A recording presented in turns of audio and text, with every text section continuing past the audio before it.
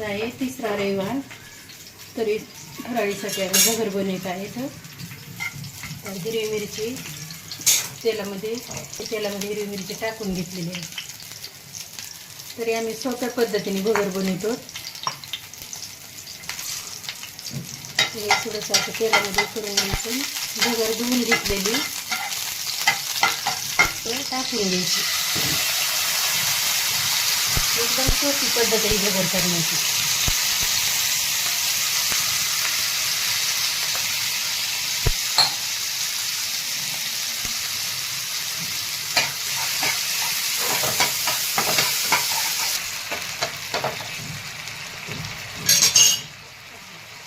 थोडंसं पाणी टाकून घ्यायचं, म्हणजे मऊ चांगली शिजते भगर.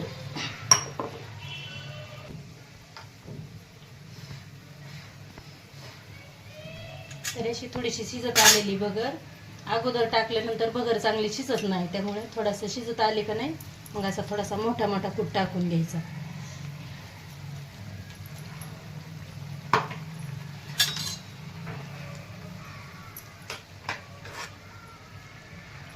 थोडंसं मीठ टाकून घ्यायचं.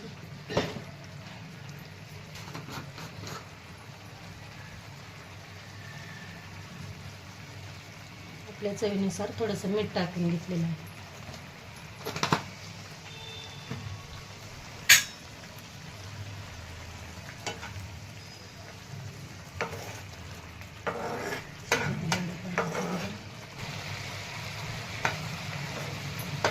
आता भगर शिजत आलेली आहे. या भगर खाण्यासाठी तयार झालेले आहे. व्हिडिओ जर आवडला तर लाईक करा. एकदम सोपी पद्धत आहे.